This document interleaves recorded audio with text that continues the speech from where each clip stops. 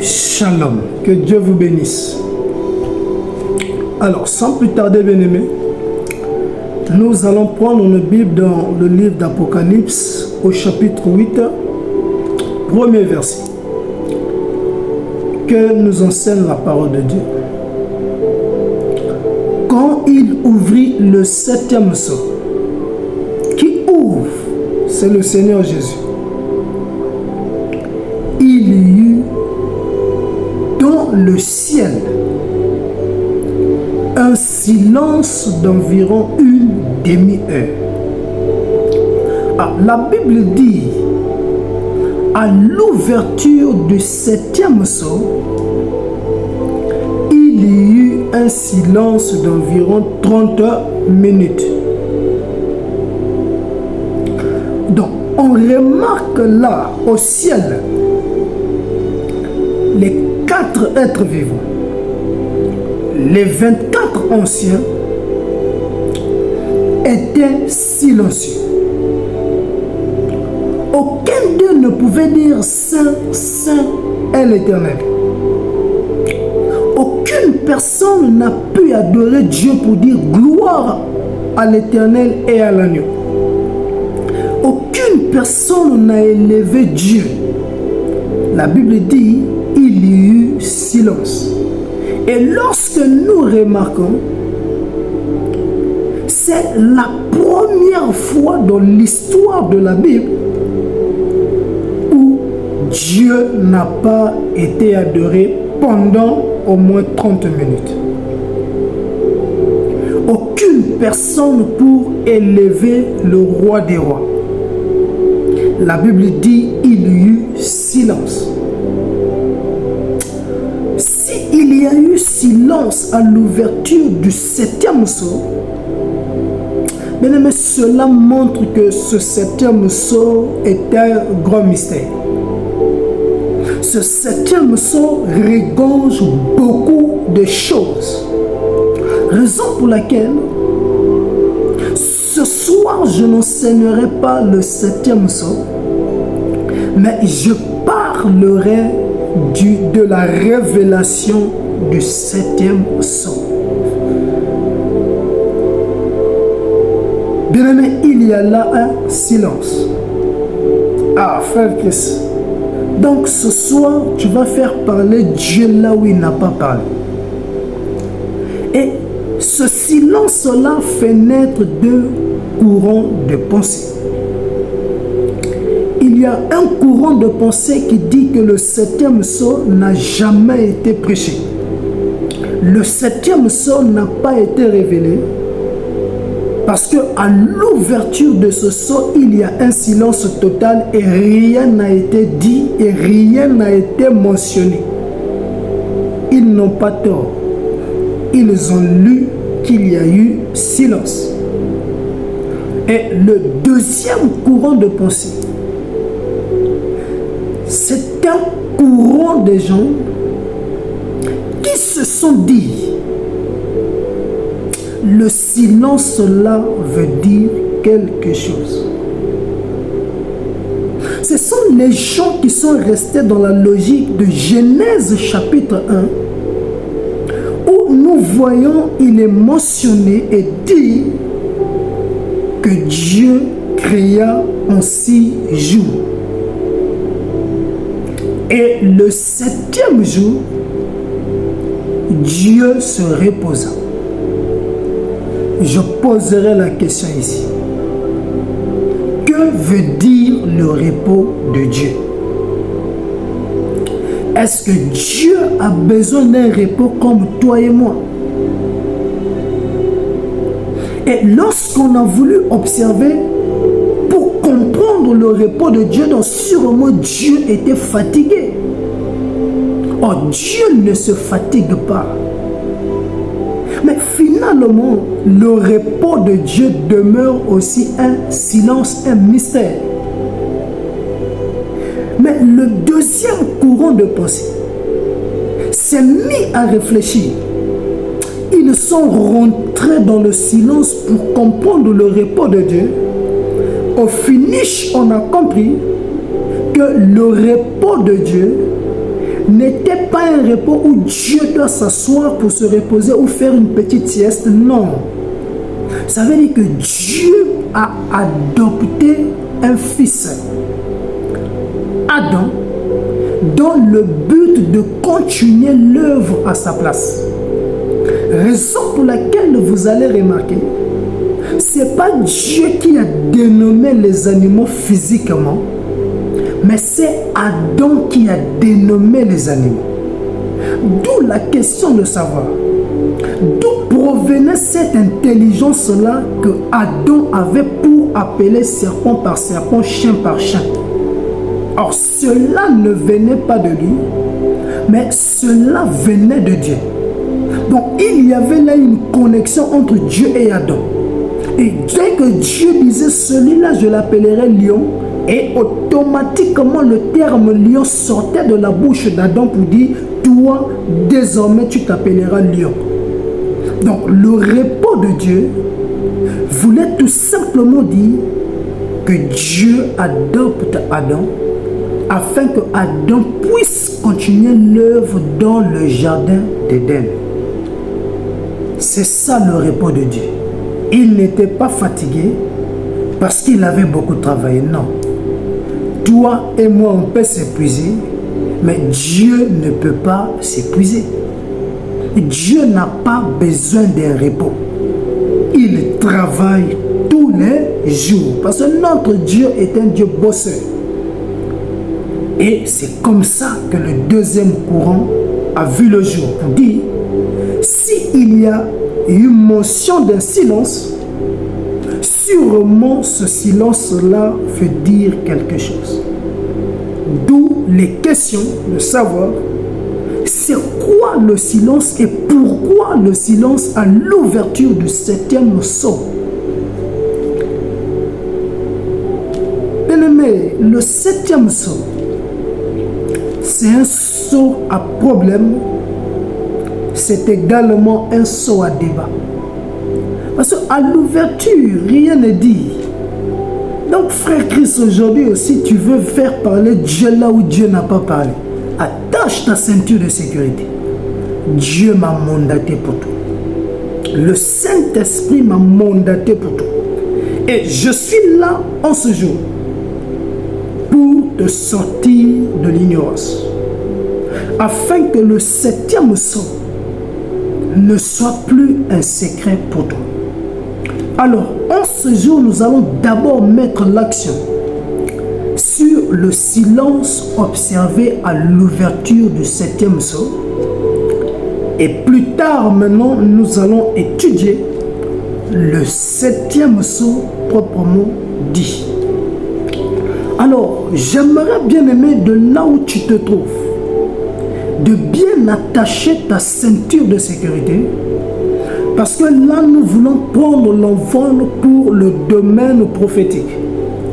Oui, bien aimé, si ta ceinture n'est pas attachée, tu seras distrait et tu auras du mal à me comprendre et par la suite, tu pourras mal m'interpréter. Alors, sois connecté et concentré parce que Dieu veut te sortir de l'ignorance. Alors, laisse-moi te conduire dans l'étude des cas pratique pour que tu puisses mieux comprendre le mystère du silence du 7e sceau ou du silence observé à l'ouverture du 7e sceau. Et il faut retenir que celui qui ouvre le sceau, c'est le Seigneur Jésus-Christ. Alors, première des choses ou première base, Apocalypse chapitre 5, verset 1 à 5. Que nous enseigne la parole de Dieu. Écoutez. Puis je vis dans la main droite de celui qui était assis sur le trône un livre écrit en dedans et en dehors, scellé de 7 sceaux. On n'a pas dit de 6 sceaux, non. On a dit 7 sceaux. Donc il y a là l'Éternel assis sur son trône. Et la Bible dit, il a dans sa main droite un livre. Et ce livre-là est écrit en dedans et en dehors, scellé de 7 sceaux. J'avais expliqué cela. Le contenu de l'extérieur, c'est les sceaux que toi et moi qu'on peut lire. Mais ce qui se trouve à l'intérieur, c'est la révélation de ce qui est dehors. Donc, ce qui est là, c'est le message clé. Non, c'est le message phare, c'est le grand plan. Mais ici, nous avons les détails. Ce qui est à l'intérieur, c'est la révélation de ce qui est dehors. Donc, tu peux lire le dehors et ne pas comprendre. Mais quand tu lis ce qui est à l'intérieur, tu comprends mieux ce qui est dehors. Donc, en réalité, ce qui est plus important, c'est ce qui est dans le livre. Mais la Bible dit, ce livre-là contient les secrets sur les 7 sceaux. Et cependant, ce livre est fermé. Donc, ça veut dire que tout ce qui est contenu dans le livre demeure un secret parce qu'aucune personne n'a lu ce qui est à l'intérieur. Et lorsque Jean a regardé, il s'est mis à pleurer parce qu'aucune personne n'était trouvée digne de prendre ce livre-là, de l'ouvrir et de nous donner la révélation de 7 sceaux. Alors, je pleurais beaucoup de ce que personne ne fut trouvé digne d'ouvrir le livre ni de le regarder. Et l'un des vieillards, la consolation vient et me dit, ne pleure point. Voici le lion de la tribu de Juda, le rejeton de David, a vaincu pour ouvrir le livre et ses 7 sceaux. Ah, on dit à Jean, ce livre est fermé, mais il y a quelqu'un qui est digne de prendre le livre et de l'ouvrir afin de nous donner la révélation des 7 sceaux contenus dans le livre. Et la Bible dit que celui qui était digne, c'est le lion de la tribu de Juda, le rejeton de David, c'est-à-dire le Seigneur Jésus-Christ. Et si vous lisez la suite, Jésus va prendre le livre. Mais ce que nous allons retenir ici, ce livre contient les 7 sceaux, la révélation des 7 sceaux. Pas seulement des 6, mais le 7e aussi est dans le livre. Ok, première base. Mais il y a quelqu'un qui peut ouvrir le livre et c'est le Seigneur Jésus. Maintenant, nous allons prendre le livre de Daniel. Voilà, nous allons partir dans le livre de Daniel et nous allons partir précisément au chapitre 12 et nous allons prendre le verset 4. Que nous enseigne la parole. Bien-aimé, attache ta ceinture. Toi, Daniel, tiens secrète ces paroles. Tiens secrète, en d'autres termes, cache ces paroles et scelle le livre. Sceller veut dire cacher jusqu'au temps de la fin. Donc Daniel aussi avait en sa possession un livre. Et dans le livre que Daniel avait en sa possession, il y avait également la révélation sur les sceaux. Maintenant, Daniel, lui, il pouvait lire et comprendre le contenu du livre, ce qui était écrit dans le livre. Lui étant prophète, il avait la capacité, par la grâce de l'Éternel bien sûr, de lire ce qui était écrit dans le livre. Maintenant, à cette époque-là, Dieu pouvait lui dire, tiens secrète ces paroles. Ne l'enseigne pas. Ne le dis à aucune personne. Mais garde ces paroles pour toi. Mais jusqu'au temps de la fin, il y aura maintenant des gens qui pourront lire le contenu de ce livre. C'est alors que leur connaissance va augmenter. Donc, bien-aimés, nous savons que le temps de la fin a commencé à la Pentecôte par la descente ou encore l'effusion du Saint-Esprit. Et le Saint-Esprit qui pouvait toucher ceux qui étaient là pouvait également leur conduire dans une dimension où certaines choses n'étaient plus secrètes, parce que le Saint-Esprit est un enseignant qui vient pour nous révéler même les choses cachées. Et ici il est dit, ceux qui auront le Saint-Esprit, ils auront la capacité de prendre le livre, de le lire. C'est alors que lui-même, le Saint-Esprit, va nous enseigner et par la suite, notre connaissance va augmenter. En d'autres termes, ce qui est mentionné dans le livre n'aura plus de secret pour nous. Il n'y aura plus de messages scellés, mais les messages seront mis à nu. Mais l'aspect qu'il faut retenir, dans Daniel chapitre 12 verset 4, le livre qui contient les secrets est fermé. Apocalypse 5, le livre est fermé, mais dans les deux chapitres, nous avons retenu des informations. Au temps de la fin, les gens pourront lire ce livre. Et le livre qui était entre les mains de l'Éternel, il y a quelqu'un pour prendre ce livre et de l'ouvrir. Et cette personne, c'est le Seigneur Jésus-Christ. Cependant, nous allons prendre Apocalypse chapitre 10. Bien-aimé, calme-toi, écoute-moi bien. Bien-aimé, tu as longtemps écouté les enseignements sur le 7e sceau, parfois tu n'as pas compris. Mais Dieu m'a mandaté pour toi aujourd'hui, afin que ce sceau ne soit plus un secret. Donc, sois calme et attache ta ceinture. Je ne veux pas mentionner des choses ici que tu dises que je les ai ramassées. Raison pour laquelle je veux te conduire dans ce voyage. Donc, toute la connaissance que tu as là, mets ça d'abord de côté. Écoute un peu ce que l'Esprit te transmet par le canal de son prophète que je suis. Apocalypse 10.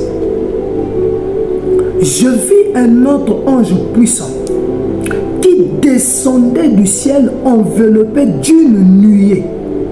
Au-dessus de sa tête était l'arc-en-ciel. Et son visage était comme le soleil et ses pieds comme des colonnes de feu. Mais lorsque tu prends cette description, c'est exactement la description du Seigneur Jésus-Christ. Apocalypse chapitre 1 te donnera la même description. Apocalypse chapitre 19 te donnera la même explication. Ézéchiel chapitre 1 te donnera également cette même description de la personne du Seigneur Jésus-Christ. Donc celui qui est enveloppé là, celui qui est enveloppé d'une nuée, c'est le Seigneur Jésus. Maintenant, 2. Il tenait dans sa main un petit livre ouvert. Le livre qui était fermé n'est plus fermé. Et qui ouvre le livre, c'est le Seigneur Jésus-Christ qui ouvre le livre. Et lorsque Jésus ouvre le livre, bien aimé, cela revient à dire que le contenu du livre n'a plus de secret pour le Seigneur Jésus. Attache ta ceinture, j'aimerais expliquer ça terre à terre. Je peux avoir un secret. Je mentionne mon secret dans ce livre et je ferme. Autant que le livre est fermé, autant que ce livre ne tombe pas entre les mains de quelqu'un d'autre, mon secret demeure un mystère. Mon secret demeure quelque chose de caché. Ou encore mon secret demeure secret et je serai ou je resterai le seul à avoir la connaissance parfaite de ce secret qui est mentionné dans ce livre. Donc je reste le seul qui connaît le secret mentionné dans ce livre. Cependant, si je prends ce livre, je le donne à quelqu'un, ça veut dire que cette personne-là pourra lire mon secret. Et donc cela revient à dire que ce qui était secret ne sera plus un secret pour la personne qui a lu. Parce que la personne-là va connaître au fait mon secret. Donc celui qui ouvre le livre et qui lit le contenu du livre, c'est que le livre n'a plus un secret pour lui. Et donc quand Jésus prend le livre entre la main droite du Père, ça veut dire que le livre n'a plus de secret pour lui parce qu'il a ouvert le livre. Maintenant, lorsqu'il ouvre le livre, c'est pour faire quoi? Le verset 8 maintenant. Et la voix que j'avais entendue du ciel me parla de nouveau et dit: va, prends le petit livre ouvert dans la main de l'ange qui se tient debout sur la mer et sur la terre. On dit maintenant à Jean le prophète: va et prends le livre ouvert qui contient la révélation des sceaux entre les mains du Seigneur Jésus-Christ. Et j'allais vers l'ange en lui disant de me donner le petit livre. Et il me dit: prends-le. Ah, mais ça veut dire là que Jean maintenant en retour est en possession du livre qui contient la révélation sur les 7 sceaux, pas les 6 premiers, non, y compris le 7e sceau. Jean est maintenant en possession du 7e sceau, parce que le livre contient tous les sceaux. Et on lui dit: avale-le. Avaler le livre veut dire lis ce qui est écrit là. Retiens le contenu qui est là. Et au moment qu'il est en train de lire, Daniel 12:4 dit: la connaissance va augmenter de manière automatique. Tout simplement parce que le Saint-Esprit est là pour lui enseigner et lui montrer, lui donner la révélation de ce qui est là. Donc en d'autres termes, le 7e sceau n'était plus un secret pour Jean. Parce qu'il pouvait lire le 7e sceau tel qu'il était écrit et mentionné dans le livre. Donc ça veut dire que Jean étant prophète, il avait la capacité de voir le silence du 7e sceau et lire le contenu du 7e sceau. Il a avalé. On passe. Je pris le petit livre dans la main de l'ange et je l'avalai. Il fut dans ma bouche doux comme du miel, mais quand je l'ai avalé, mes entrailles furent remplies d'amertume. Ah, Jean a vu le contenu. Le verset 11, c'est ça la base. Il dit: puis on me dit, il faut que tu prophétises de nouveau sur beaucoup de peuples, de nations, de langues et des rois. Mais avant que Jean ne puisse avaler le livre, aucune parole ne pouvait lui dire de prophétiser pour les nations. Mais c'est après avoir lu le livre, c'est après avoir pris connaissance du contenu du livre, c'est alors que l'ange dit maintenant à Jean de prophétiser pour les nations. Donc, en d'autres termes, prophétiser ici est pris dans le cadre de l'enseignement. En d'autres termes, ce que tu as lu, vu et lu, et compris dans le livre, par rapport à la grâce que le Saint-Esprit t'a faite, prends ce que tu as compris, transmets à l'Église, transmets au peuple, aux nations, transmets aux autres. C'est après avoir lu qu'on lui dit d'enseigner. Donc ça veut dire quoi? Si Jean a pu lire le livre et on a dit à Jean d'enseigner, bien aimé, ça veut dire que le 7e sceau pour Jean n'avait pas de secret, ou le 7e sceau n'était pas un secret pour lui, il n'y avait pas un silence. Donc Jean était un prophète qui pouvait rentrer dans le silence de Dieu et soutirer l'information derrière le 7e sceau. Moi aussi, ce n'est pas l'orgueil, mais étant dans la lignée prophétique, en ce jour, Dieu aussi m'a fait grâce de rentrer dans le silence du 7e sceau et rentrer en possession du même livre que Jean. Et Dieu m'a fait grâce de lire le contenu du 7e sceau. Et c'est ce que moi aussi, aujourd'hui, je suis venu te transmettre. Et Dieu aussi m'a mandaté, au même titre que Jean, afin que je prophétise le contenu des sceaux sur ta vie aujourd'hui. Donc, attache ta ceinture. Donc, si Jean pouvait lire par la grâce du Saint-Esprit, c'est que moi aussi, Dieu m'a fait grâce de lire le contenu du 7e sceau afin que je puisse te le transmettre aujourd'hui. Ce n'est pas la magie, mais tout ce que nous allons utiliser ici est biblique.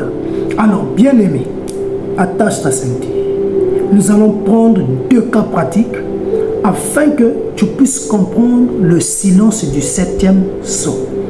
Premier cas pratique. Nous allons partir dans le livre de Daniel, au chapitre 2. Et ici, la Bible nous parle du roi Nebuchadnezzar. Et ce roi Nebuchadnezzar, il avait des songes.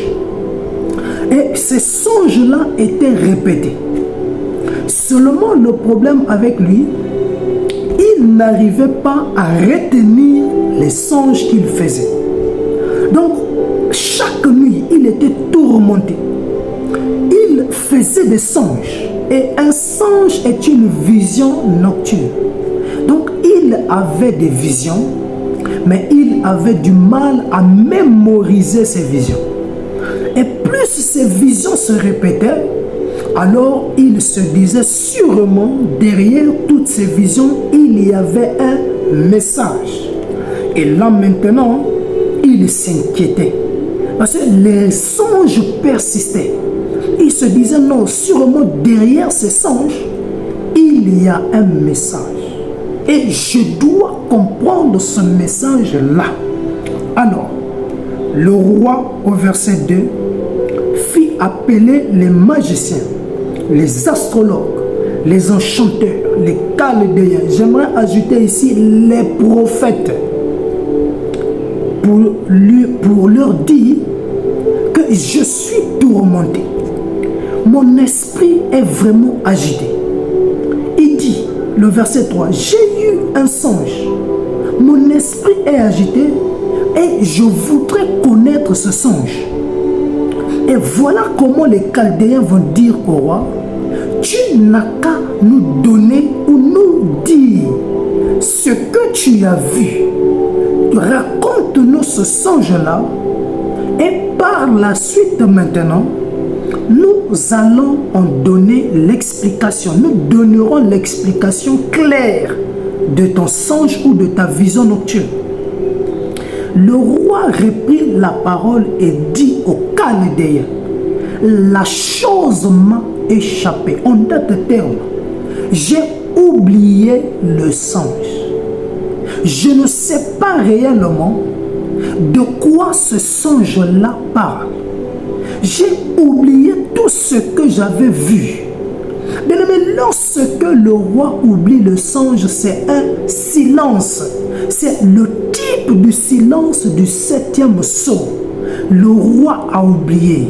Il y a là un silence. Malgré qu'il a oublié, mais le roi insiste en disant, je veux connaître d'abord ce songe et deuxième des choses, que l'homme me donne l'explication de ce songe-là. Ah, bien-aimé, il veut deux choses. Qu'on puisse lui faire un rappel sur ce songe et deuxièmement, qu'on lui donne l'explication de ce songe. Il y a là un silence.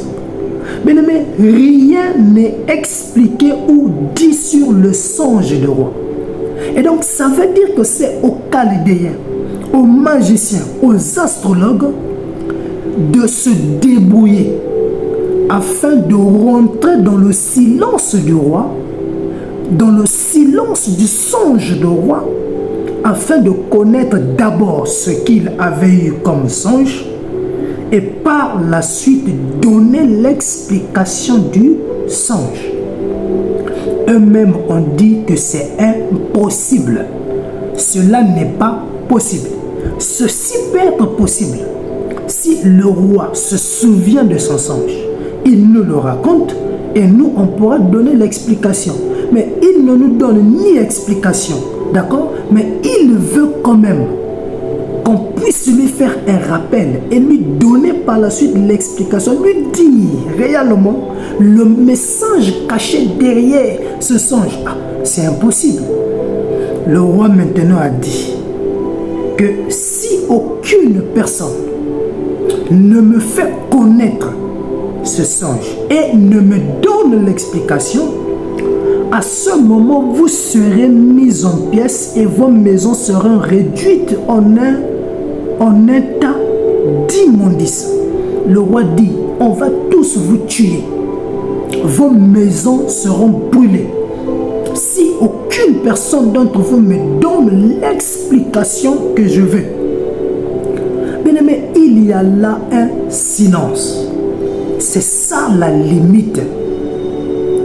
Bien-aimé, ils ont commencé à fouiller, chercher. Aucune personne ne pouvait trouver le songe du roi. Maintenant, ce message du roi concernait également le prophète Daniel ainsi que ses trois compagnons, c'est-à-dire Shadrach, Meshach et Abednego. Et quand cette information arrive aux oreilles de Daniel, que le roi est en colère parce qu'il veut qu'on puisse lui faire connaître son songe et lui donner l'explication, et jusqu'à là, aucune personne n'est digne de le faire, alors le roi a décidé de mettre à mort tous les prophètes, les astrologues et les Chaldéens. Alors Daniel de son côté, il n'était pas paniqué. Il a juste demandé au roi un peu de temps. Et par la suite, Daniel maintenant va prendre ses trois compagnons et les quatre ensemble vont se retirer. Alors, Daniel se rendit vers le roi et le pria de lui accorder du temps pour donner au roi l'explication. Bien-aimé, un songe que tu ne connais pas, qu'on ne t'a pas expliqué, mais tu dis quand même au roi, je vais en donner l'explication. Ensuite, 17, Daniel alla dans sa maison. Il instruisit de cette affaire à ses 3 compagnons et les engageant à implorer la miséricorde du Dieu des cieux, afin qu'on ne fît pas périr Daniel et ses compagnons avec le reste des sages de Babylone. Alors, le verset 19, le secret fut révélé à Daniel. Bien aimé, il y a là un silence. Parce que le songe du roi n'est pas connu. Mais Daniel savait qui consulter pour connaître le silence du roi. Alors, il s'est retiré pour chercher Dieu. C'est alors par la suite, la Bible dit au verset 19, que le secret fut révélé à Daniel. Donc, lorsqu'il a consulté Dieu, Dieu a pris Daniel comme étant un prophète. Alors, il a introduit Daniel dans le silence du roi, dans le silence du 7e sceau, afin d'aller prendre la révélation cachée dans ce silence-là. Et la révélation du silence, c'était de connaître le songe du roi. C'est alors que Dieu va montrer à Daniel le songe que le roi avait fait. Il montre à Daniel la vision du roi. Mais Dieu ne s'arrêtera pas là.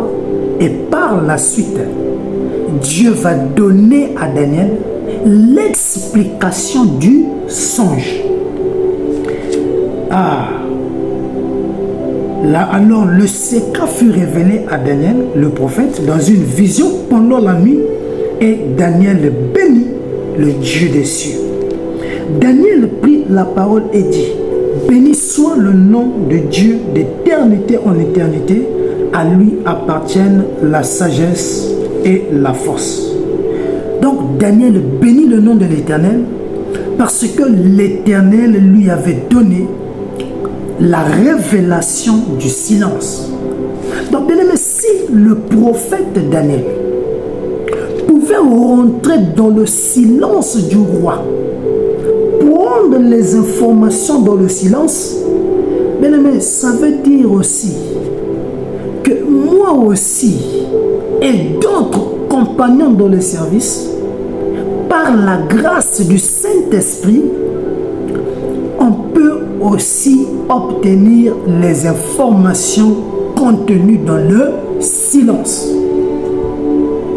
Daniel est rentré dans le silence et Dieu permet par le canal de ce 7e sceau que je rentre dans le silence afin que je puisse maintenant décoder le silence du 7e sceau. Donc, dans la même lignée que Daniel, attache ta ceinture, je donnerai les explications. Un autre cas pratique, c'est celui de Samson. Écoute-moi très bien.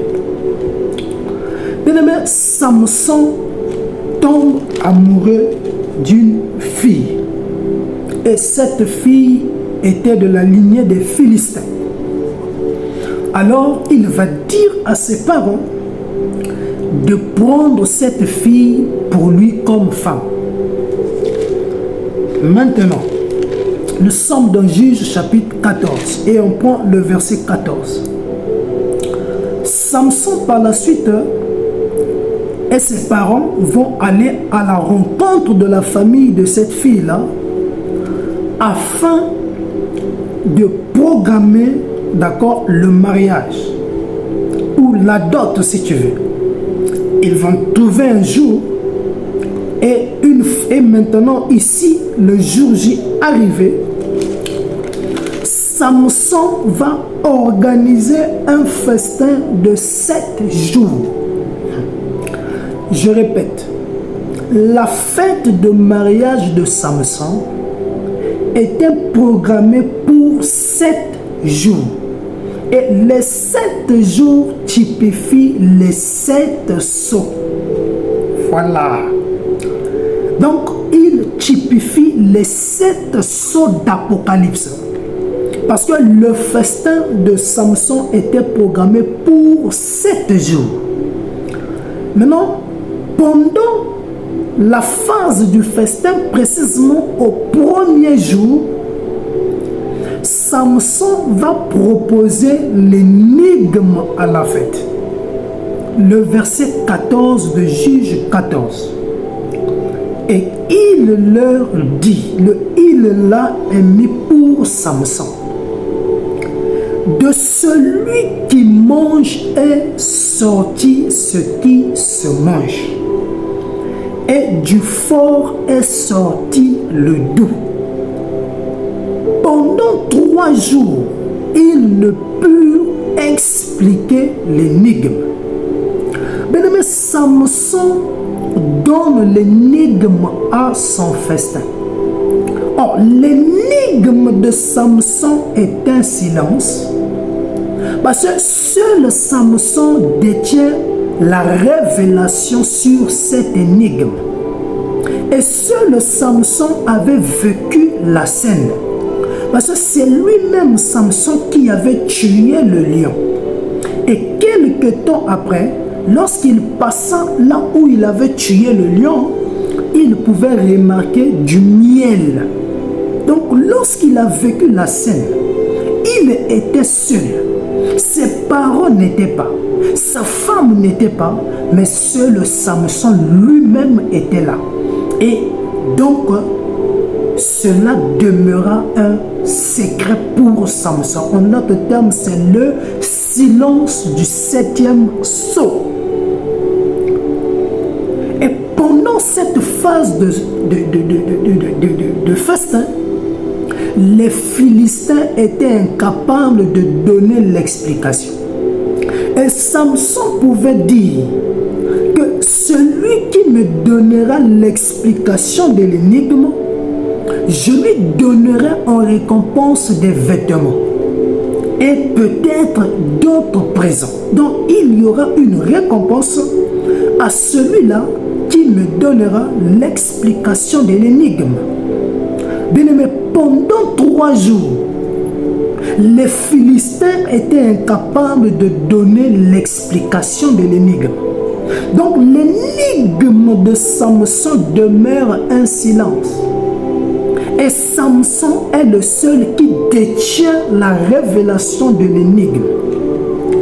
Et lorsque les Philistins ont remarqué, jusqu'au 3e jour, aucune personne n'était digne de connaître l'explication, alors les Philistins sont allés voir la femme de Samson.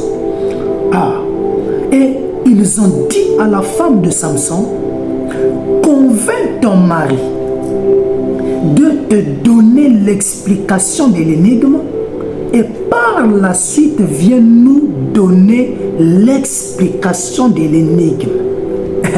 Bien aimé, ça veut dire qu'un peuple là, le peuple là, les Philistins là, représentent un peuple qui veut comprendre le silence de Samson. Mais le peuple a cherché par ses propres forces. Le peuple n'a pas pu. Donc si tu penses que par tes propres forces tu vas comprendre le silence du 7e sceau, détrompe-toi. Mais quand ce peuple-là a compris que par leur intelligence et sagesse, ils ne pouvaient pas comprendre l'énigme de Samson, alors ils ont procédé autrement. Ils ont préféré consulter la femme de Samson. Et ils savaient que par le canal de la femme, ils pourront obtenir les informations nécessaires sur l'explication de l'énigme. Donc, pour avoir l'explication de l'énigme, il faut passer par l'épouse. Il faut passer par l'église véritable. Il faut passer par le prophète. Alors, lorsque ces gens-là ont vu la femme, ils ont dit à la femme, si tu ne nous donnes pas l'explication, nous allons faire du mal à ton père et à ta mère. Et nous allons détruire votre maison et votre ville sera détruite. Et lorsque la femme écouta cela, Elle pleura au verset 17 auprès de lui pendant les 7 jours que dura le festin. Et le 7e jour, dit la Bible, il la lui expliqua. Mais la Bible dit ici, l'explication de l'énigme a été donnée à la femme de Samson au 7e jour. C'est le 7e sceau, parce que c'est là où il y a le silence. Et c'est là où il faut aussi rentrer dans le silence dans le but de comprendre le silence là c'est quoi. Et la Bible dit au 7e jour, Samson donna l'explication de l'énigme à sa femme. Et par la suite, la femme pouvait donner l'explication au peuple. Donc c'est pour dire, bien aimé, il y a une catégorie de personnes sélectionnées par Dieu qui ont la possibilité de rentrer dans le silence, prendre les informations du silence et les transmettre aux autres. Et la femme rentra dans le silence de Samson. Samson pouvait dire, cette énigme-là, je ne l'ai même pas donné à mon père. Je n'ai pas donné l'explication à mon père. Je ne l'ai pas expliqué à mon père ni à ma mère. Et voire même à mes frères et sœurs. Mais pourquoi veux-tu que je te donne l'explication? La femme s'humilia davantage. Et lorsqu'elle s'humilia, Samson décida de donner l'explication à la femme. Donc, bien-aimé, Dieu m'a fait grâce d'être à la place de Daniel, mais également être aussi au même titre que cette femme de Samson, rentrer dans le silence de Samson afin de comprendre l'énigme de Samson. Alors, pourquoi le silence du 7e sceau? Mais première des raisons, parce que Dieu voulait mettre en place le ministère prophétique. C'est pour que le ministère prophétique puisse avoir de la valeur. Mais s'il n'y avait pas silence du 7e sceau, le frère Christ n'allait pas avoir un ministère. Mais Dieu a permis qu'il y ait silence afin que je te parle aujourd'hui. Donc c'est pour dire à quelqu'un, bien que les 6 premiers sceaux s'ouvrent dans le chapitre 6 d'Apocalypse, mais nous avons tous lu et nous avons compris, malgré que les sceaux étaient ouverts, mais ces sceaux étaient toujours dans les symboles. Les sceaux étaient toujours codés. Mais il a fallu que le Saint-Esprit puisse saisir un homme, un prophète, et lui donner l'explication ou encore la révélation des symboles. Et c'est ce que nous avons, c'est ce que nous sommes en train de faire, et jusqu'aujourd'hui. La révélation des 6 premiers sceaux, parce que le Saint-Esprit a ouvert mon intelligence afin que je puisse te les transmettre. Donc imagine-toi que si ces messages n'étaient pas codés, je n'allais pas avoir un ministère. Mais du fait que tu lis et que tu ne comprends pas, et que Dieu m'utilise comme un canal par lequel les symboles sont décodés, mais cela revient à dire que je suis en train d'exercer un ministère. Donc la raison du silence, parce que Dieu voulait qu'il ait le ministère prophétique afin qu'un prophète soit mis en place et que ce prophète-là puisse avoir la capacité de rentrer dans le silence de Dieu afin de prendre les informations et venir les transmettre à l'Église. Voilà le rôle d'un prophète. Il va dans la présence de l'Éternel, prend les recommandations de l'Éternel et par la suite, il les transmet au peuple. Il prend aussi les problèmes du peuple et les amène dans la présence de Dieu afin de plaider la cause du peuple, afin que Dieu puisse agir. Donc un prophète est un pont, un canal entre Dieu et le peuple. Et voilà pourquoi, quand il y a silence comme ça, un prophète authentique, c'est celui-là qui rentre dans le silence de Dieu. Il prend les informations nécessaires pour transmettre à l'Église. Ça, c'est la première des raisons. Pourquoi le silence? Deuxième raison du silence. Attache ta ceinture. Attache d'abord ta ceinture. La Bible dit, à l'ouverture du 7e sceau, il y eut un silence d'environ une demi-heure, c'est-à-dire un silence de 30 minutes. Et si tu remarques bien, pendant ces 30 minutes, aucune personne n'a adoré Dieu. En fait, l'adoration a cessé. Aucune personne n'a dit Saint, Saint, Saint l'Éternel. Aucune personne n'a dit gloire à l'Éternel, gloire à l'agneau. Aucune personne n'a adoré. Mais cela veut dire quoi? On va prendre un cas pratique. Psalm 24, versets 7 à 10. Porte, élevez vos linteaux. Élevez-vous, porte éternelle, que le roi de gloire fasse son entrée. Et donc, les anges sont en train d'adorer. Parce que Jean 4, 23 jusqu'à 24, quand vous lisez là-bas, il est dit qu'il est temps que l'on puisse adorer le Père en esprit et en vérité. Et donc, la deuxième raison du silence, c'est celui qui consiste à ramener l'Église à la véritable adoration. C'est la restauration du lieu d'adoration. C'est ramener l'épouse à adorer le Dieu véritable, à connaître qui adorer. Bien-aimés, ils sont là en train de crier Saint, Saint, Saint l'Éternel. Ils sont là en train d'adorer Dieu. Mais quel est le nom de ce Dieu? Bien-aimés, on ne peut pas adorer un Dieu qui n'a pas de nom.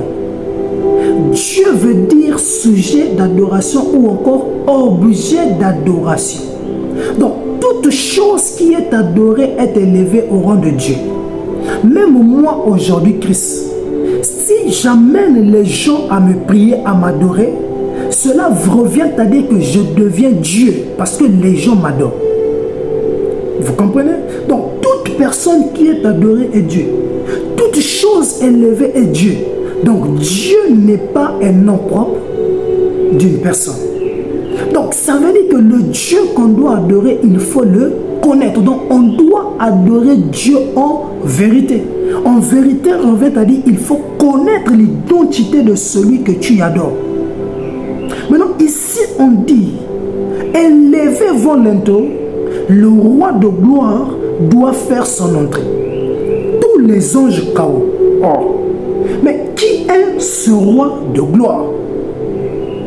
On leur dit ici, l'Éternel, fort et puissant, l'Éternel puissant dans les combats. Ah, on dit ici, c'est l'Éternel qu'il faut adorer.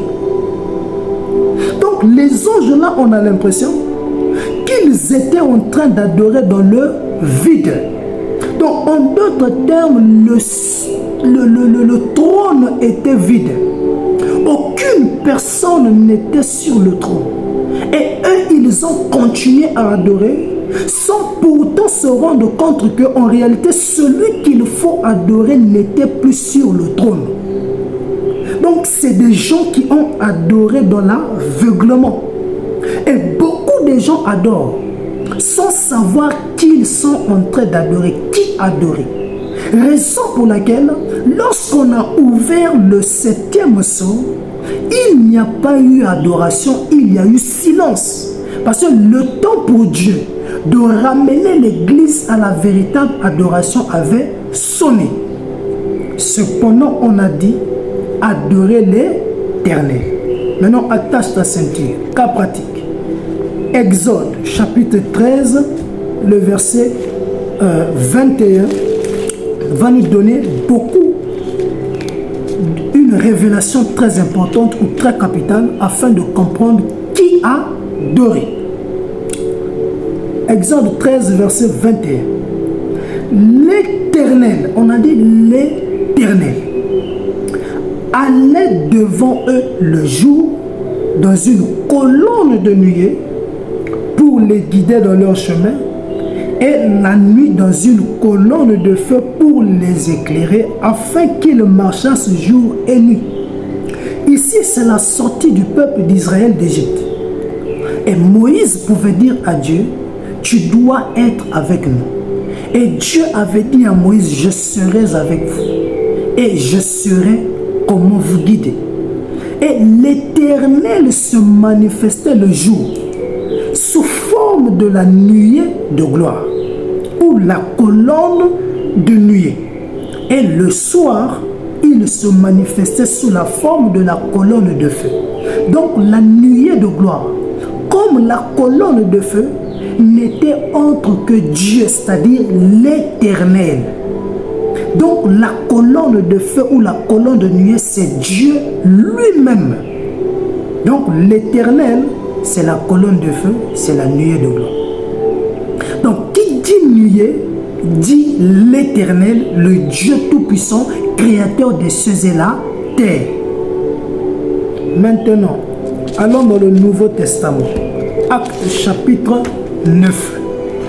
Je te montre qui adorait bien-aimé, et afin que tu adores en vérité et en esprit. Actes chapitre 9, verset 1 à 5. Cependant, Saoul respirant encore la menace, et le meurtre contre les disciples du Seigneur se rendit chez le souverain sacrificateur, et lui demanda des lettres pour les synagogues de Damas, afin que s'il trouvait des partisans de la nouvelle doctrine, hommes ou femmes, il les amena liés à Jérusalem. Comme il était en chemin et qu'il approchait de Damas, tout à coup, une lumière venant du ciel resplendit autour de lui. Cette lumière, ça c'est la version Louis II, mais il y a d'autres versions, on n'écrit pas lumière, mais on dit une nuée, ou encore une colonne de nuée. Or, dans l'Ancien Testament, il était dit que la nuée de gloire, c'est l'Éternel. Maintenant, ici aussi, Saul de Tarse reçoit un mandat d'aller persécuter l'église de Dieu à Damas. Et sur le chemin proche de Damas, il fera une rencontre. Et il va rencontrer une lumière, c'est-à-dire une nuée de gloire. Maintenant, le verset 4. Il tomba par terre et il entendit une voix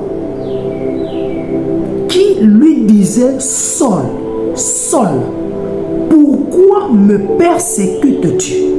Ici, c'est la nuée qui parle, qui dit à Saul, pourquoi me persécutes-tu?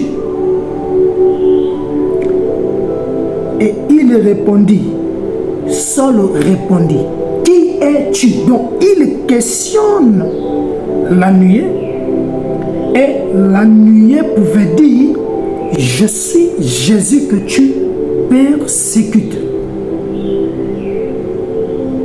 Donc Jésus ici s'identifie à l'Éternel dans l'Ancien Testament. Dans l'Ancien Testament, la nuée était l'Éternel.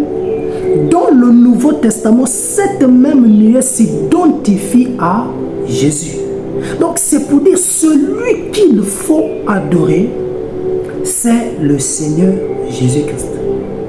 Raison pour laquelle Marie était avertie. Lorsque l'ange l'a visité, l'ange a dit, tu deviendras enceinte. Matthieu chapitre 1 à partir du verset 23. Tu deviendras enceinte et tu enfanteras un fils. Et tu l'appelleras Emmanuel. C'est-à-dire Dieu avec nous ou Dieu parmi nous. Mais Marie savait que Dieu veut dire sujet d'adoration, objet d'adoration. Ça veut dire que si Dieu est parmi nous, elle pouvait se poser la question, mais quel est donc le nom de ce Dieu? Par révélation du Saint-Esprit, elle identifia ou appela cet enfant Jésus. Ça veut dire que Marie pouvait montrer là à l'église que le Dieu parmi nous, c'est Jésus. Donc c'est lui qu'il faut adorer. Donc le 7e sceau ramène l'église à la véritable adoration. Le 7e sceau restaure le lieu d'adoration. Le 7e sceau nous montre qui adorer et quel est le nom du Dieu qu'il faut adorer. Et celui qu'il faut adorer, c'est le Seigneur Jésus-Christ.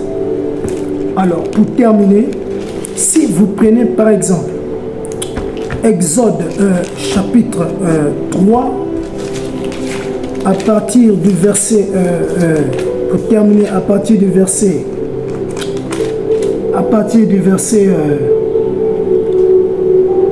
verset même 11, si vous voulez à la maison. Non, je prends le verset 13. Moïse dit à Dieu, j'irai donc vers les enfants d'Israël, et je leur dirai, le Dieu de vos pères m'envoie vers vous. Mais s'ils me demandent quel est son nom, que leur répondrai-je? Dieu dit à Moïse, je suis celui qui suis. Et il ajouta, c'est ainsi que tu répondras aux enfants d'Israël, celui qui s'appelle je suis m'a envoyé vers vous. Je suis, Jésus, je suis. Il dit, mais Seigneur, ça c'est Moïse, tu m'envoies en mission. Mais si ton peuple me demande, qui t'a envoyé? Je leur dirai que c'est le Dieu de vos pères, Abraham, Isaac et Jacob. Deux fois, ils auront du mal à me croire. Après, ils vont vouloir aussi demander quel est le nom de ce Dieu. Et Dieu lui-même, c'est-à-dire l'Éternel, pouvait dire à Moïse, mon nom là, c'est je suis.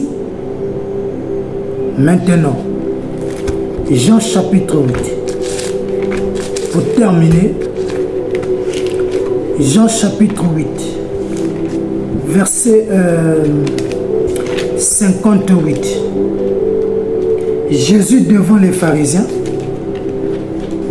on lui posa aussi, ils étaient en train de parler. Et Jésus leur dit, en vérité, je vous le dis, avant qu'Abraham ne fût, je suis. Jésus s'identifie au je suis de l'Ancien Testament. Abraham physiquement a vécu avant Jésus. Isaac et Jacob ont vécu avant Jésus. Mais ici, Jésus confirme, avant qu'Abraham ne fût, je suis. C'est-à-dire qu'il dit que j'ai existé et je continue d'exister avant même qu'Abraham ne vienne. Donc, Jésus est Dieu. Et c'est celui qu'il faut adorer. On n'adore pas un daddy ni un prophète. C'est le Seigneur Jésus-Christ qu'il faut adorer. Donc, le 7e sceau, c'est quoi? C'est la restauration du lieu d'adoration. Pour l'instant, on va s'arrêter là. Mais ici, nous avons mis l'accent sur le silence du 7e sceau. Et pourquoi il y a eu silence? J'ai donné ici deux raisons. Première des raisons, parce que Dieu voulait mettre en place un ministère prophétique. Et deuxième des choses, parce qu'il voulait restaurer le lieu d'adoration et nous donner le nom du Dieu véritable et du Dieu qu'il faut adorer.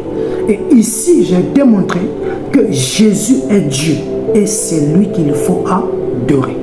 Alors, nous allons étudier prochainement le 7e saut proprement dit.